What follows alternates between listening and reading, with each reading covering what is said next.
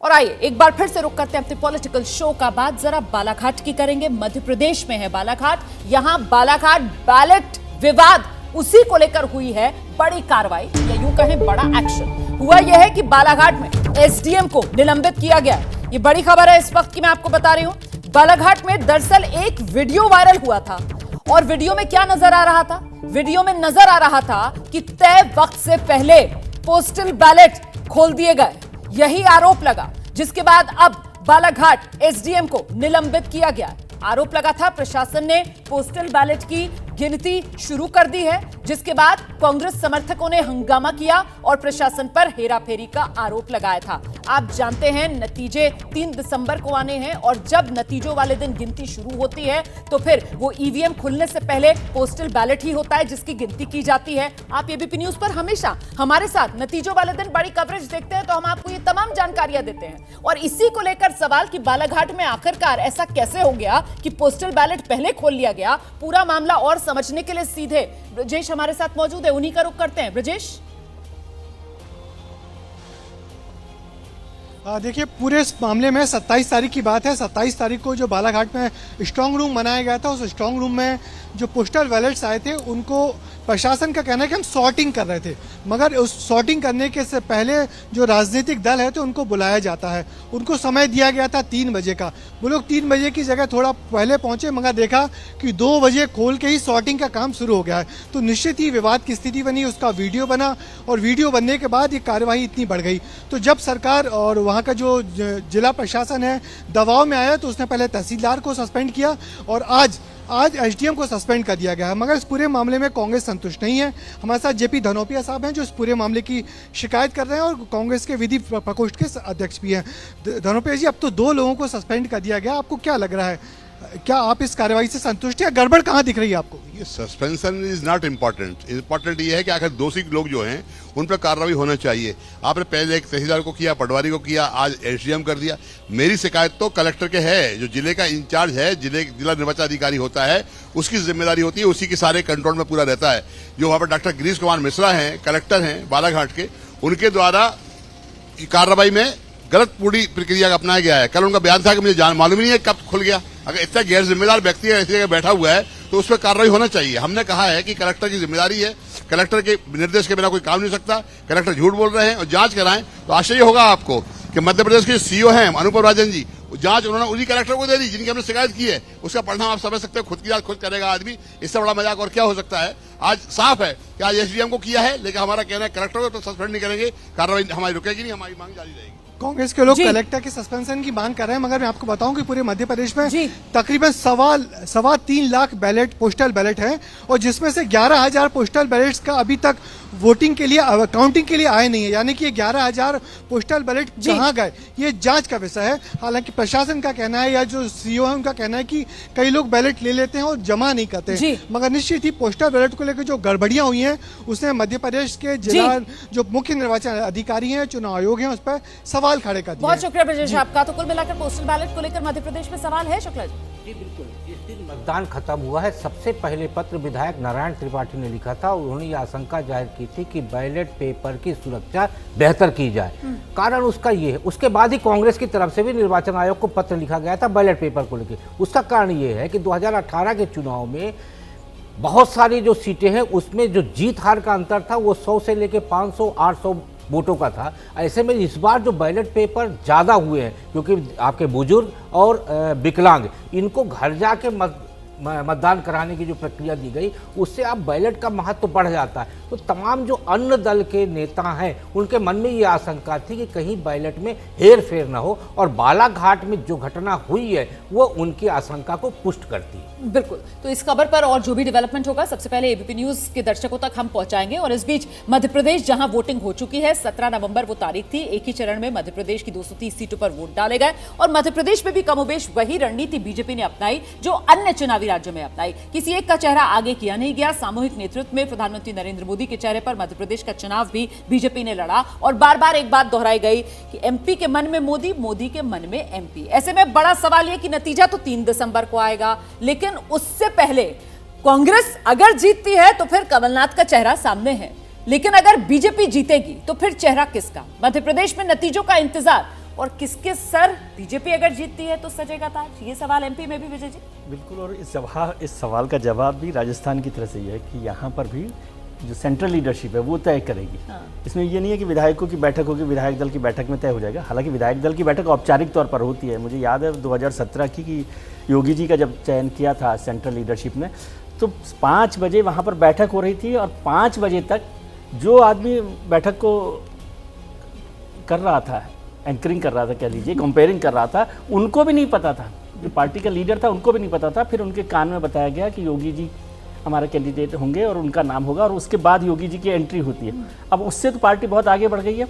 अब पार्टी की जो सेंट्रल लीडरशिप है दिल्ली तय करेगा कि भोपाल में कौन बैठेगा अगर उनकी सरकार बनती है, जयपुर में कौन बैठेगा अगर उनकी सरकार बनती है। इसलिए इस पर ज़्यादा चिंता की जरूरत नहीं। अभी तो पहले 3 दिसंबर को नतीजे आ जाए, ठीक है, फिर उसके बाद। लेकिन जिस तरीके से मध्य प्रदेश में भी दिग्गजों पर दाव लगाने का काम बीजेपी की तरफ से किया गया, केंद्रीय मंत्रियों से लेकर सांसदों से लेकर राष्ट्रीय महासचिव तक को चुनाव मैदान में उतार दिया गया, तो उससे कुछ हिंट मिलता है क्या?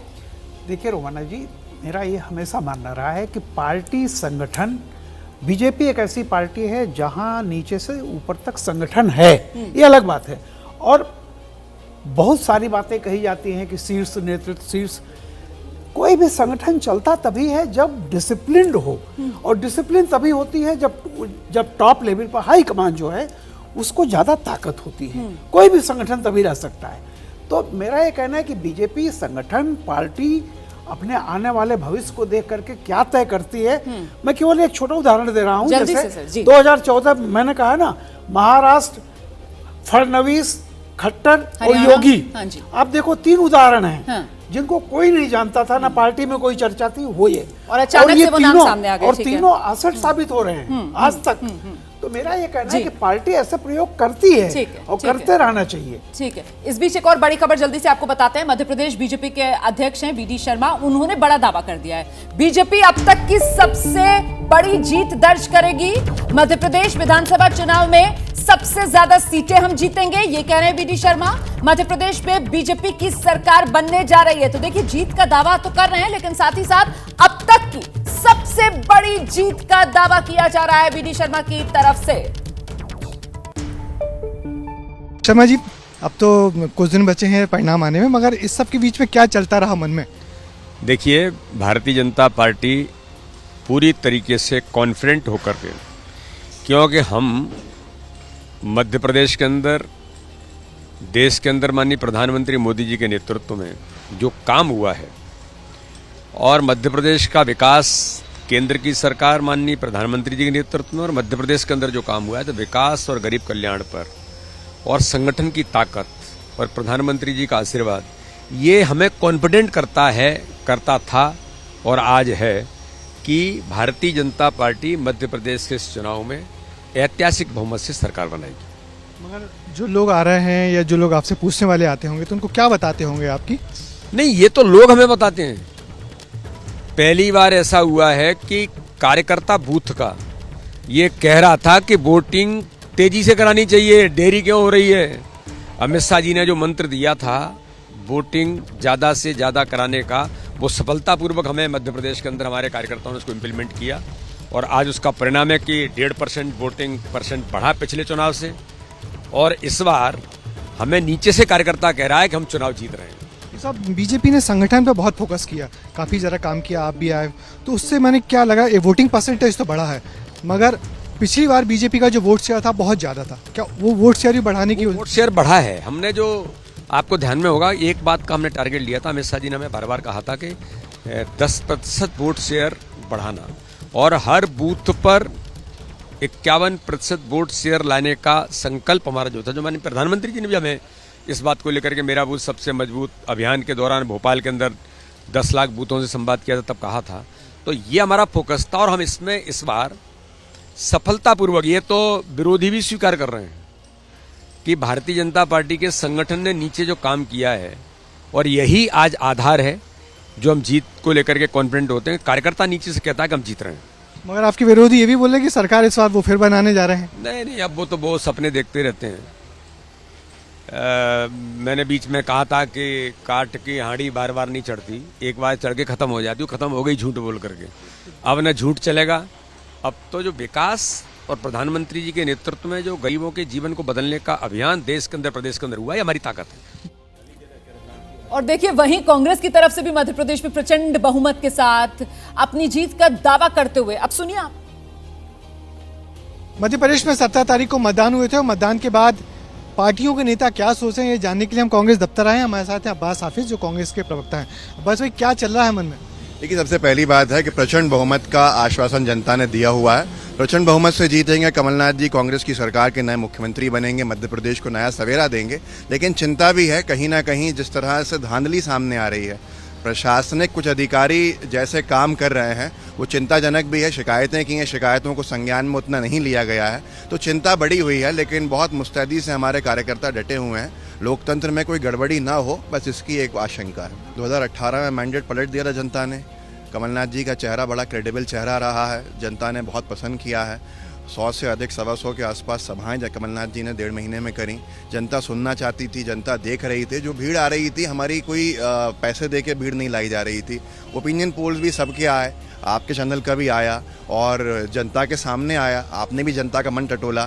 हर एक तरफ से एक ही आवाज़ थी परिवर्तन की, और वो परिवर्तन इसलिए था कि भ्रष्टाचार के मामले बहुत ज़्यादा थे। मध्य प्रदेश का ना 50% भ्रष्टाचार था।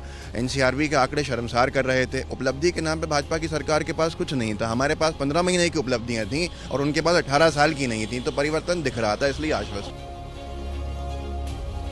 जाहिर सी बात है, जब तक नतीजा नहीं आएगा सबका अपना अपना दावा। ऐसे में दिबांग, बीजेपी अगर जीत जाती है तो फिर चेहरा कौन, ये सवाल मध्य प्रदेश में भी और जो मैंने बात पहले कही, जिससे मेरे ख्याल से सभी सहमत हैं, वही बात यहाँ भी लागू होती है जो राजस्थान के बारे में कही। लेकिन मुझे इसको दूसरे तरीके से अगर जवाब दूं तो मुझे हैरानी होगी अगर जिनका नाम पहले बहुत चल रहा था, नरेंद्र सिंह तोमर, अगर वो मुख्यमंत्री बनते हैं तो मुझे हैरानी होगी। और जो चेहरों की बात है उनमें जो सज्जन हमें अभी दिखाई दिए, वी डी शर्मा, वो भी एक नाम है। आपने देखा किस तरह से जब इंदौर में रोड शो हुआ था, प्रधानमंत्री उनके कान में बात भी कर रहे थे, उनके करीबी दिखाई देते हैं, तो वो भी एक बड़ा नाम है। लेकिन तय वही होगा, तय दिल्ली से ही होगा।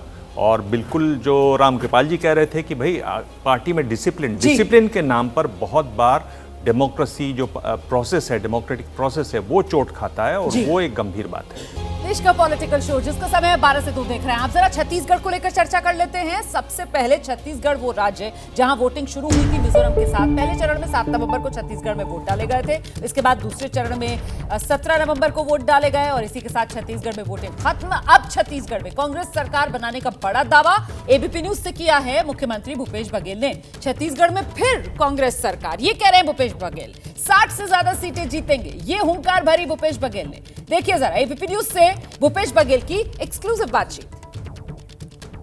मेरा आकलन जो है वो 60 से अधिक का है। हमारे 90 सदस्यों की विधानसभा है, उसमें 60 से अधिक सीटें कांग्रेस की आएगी, ऐसा मैं मानता हूँ। उसमें अगर मैं आपसे पूछूं कि ऐसा कौन सा मुद्दा है जो आपको लगा जिसने सबसे ज़्यादा मदद की आपको? देखिए, कोई एक मुद्दा नहीं था जिसमें, लेकिन सबसे बड़ा मुद्दा किसान का रहा है। किसानों की कर्ज माफ़ी है और जो पिछले समय जो 2500 रुपया प्रति क्विंटल के हिसाब से हम लोगों ने धान खरीदा, वो बड़ा मुद्दा रहा। उसके बाद शिक्षा क्षेत्र है, स्वास्थ्य के क्षेत्र है, जो ट्राइबल बेल्ट में जो हम लोगों ने काम किया है, वो सारे मुद्दे हैं जिससे पूरा चुनाव प्रभावित हुआ है। तो मैं एक मुद्दे पर नहीं कहूँगा, लेकिन बहुत सारे मुद्दे हैं जिसमें कांग्रेस ने काम किया है और उसका लाभ पार्टी को मिलेगा। और इसी को लेकर अब सवाल छत्तीसगढ़ को लेकर आपके सामने लेकर आ रहे हैं टेलीविजन स्क्रीन पर। काका या चावल वाले बाबा, कौन छत्तीसगढ़िया सबसे बढ़िया? शुक्ला जी को आना चाहिए सर। यहाँ पर मुख्यमंत्री को आप सुन रहे थे, उनकी तरफ से धान, किसान, शिक्षा, आदिवासी सारे मुद्दे गिना दिए गए इस इंटरव्यू में। लेकिन सवाल ये कि जो हम सवाल लेकर आए कि साहब कौन छत्तीसगढ़िया सबसे बढ़िया, ये जो छत्तीसगढ़िया अस्मिता की बात है, क्या उसमें बाजी मारते हुए यहाँ पर भूपेश बघेल नजर आते हैं? देखिए, इस समय पर लोकल नाम रख के और मतदाताओं से कनेक्ट करने का चलन चल चुका है। काका, मामा, जादूगर, उसी में इस बार नाम आया है भूपेश बघेल जी का काका। जबकि बाबा वहाँ 2 हैं। चाउर वाले बाबा रमन सिंह को कहा जाता है और राजा बाबा कहा जाता है आपके टी सिंह देव जी। अब इनका देखिए भूपेश जी के बघेल जी के बयान में एक महत्वपूर्ण बात यह है कि उन्होंने कहा कि 60 सीटों से ज्यादा हम जीतेंगे। पिछले चुनाव में 69 सीट जीते थे, उपचुनाव बना के 71 सीट पे पहुंचे थे। तो इस बार वो ऐसा क्यों कह रहे हैं? कारण ये है कि उन्हें कहीं ना कहीं आपका जो बस्तर उस बार एक तरफा जीत कांग्रेस की हुई थी, इस बार उनको कहीं ना कहीं ये खतरा मंडरा रहा है, क्योंकि टी सिंह देव नाराज हैं, नाराजगी का कुछ असर दिखेगा। और आपके जो दक्षिण बस्तर है वहां कांग्रेस के लिए कांग्रेस ही चुनौती बन गई है, बागी बन गई। ठीक है, समय कम है, बहुत संक्षेप में सबसे एक क्विक रिएक्शन विजय जी। मुझे लगता है कि इस चुनाव में भूपेश बघेल मुख्यमंत्री बन सकते हैं, संभावना बहुत है, लेकिन भारतीय जनता पार्टी बेहतर परफॉर्म करेगी और मुझे लगता है 100% जंप उनका हो सकता है। जो 15 सीटें थी उससे 30-35 सीटों पर आ सकते हैं। और जो बस्तर वाला क्षेत्र जिसका शुक्ला जी ने जिक्र किया, वहाँ पर भी भारतीय जनता पार्टी को एक बड़ी मदद मिलेगी अगर आदिवासियों पर कांग्रेस भारतीय जनता पार्टी ध्यान देती और इलेक्शन को थोड़ा जल्दी से अपनी पकड़ में ले लेती तो शायद और बेहतर नतीजे हो सकते। रामकृपाल जी। बिल्कुल, देखिए जब वो पिछली बार की तुलना में 11 सीटें खुद कम बता रहे हैं, हाँ जी, तो कहीं न कहीं से ये लगता है कि वो इस बात को रियलिटी को स्वीकार कर रहे हैं कि बीजेपी लड़ी है, ठीक है। लेकिन हाँ जी, अभी तक जो हमारा ये है कि जिस तरह से वो कह रहे हैं हो सकता है कि नंबर 1 पे रहें, लेकिन बीजेपी मजबूत हो गया। ठीक है, और इंटरव्यू दिबांग ने किया तो मेरे ख्याल से दिबांग जो कह रहे हैं वो तो हम सब ने सुना, लेकिन आपने बिटवीन द लाइंस क्या रीड किया? मुझको लगता है कि ये बात सही है जो विजय भी कह रहे हैं कि बस्तर को लेकर उनको चिंता है। राकेश ने भी ये बात कही और इसलिए भी है क्योंकि वहाँ पर वो कई बार चुनाव जीत चुके हैं, तो एंटी इनकम्बेंसी वाली एक बात है। वहाँ के नेता भी इनके नाराज हैं, वो भी एक बात है। लेकिन उसके बावजूद उनको लगता है कि वो इस बार बहुमत उनको मिल जाएगा, क्योंकि बीजेपी ने जिस तरह की कोशिशें की उसका इन्होंने बहुत मजबूती से जवाब दिया। आखिरी क्षणों में जो ऐप महादेव ऐप वाली बात आई उसको भी उन्होंने बिल्कुल ठीक ठाक जवाब दिया। बहुत शुक्रिया आप सभी का। समय हमारे पास इतना ही है। 12 से 2 देश का पॉलिटिकल शो आप देख रहे थे।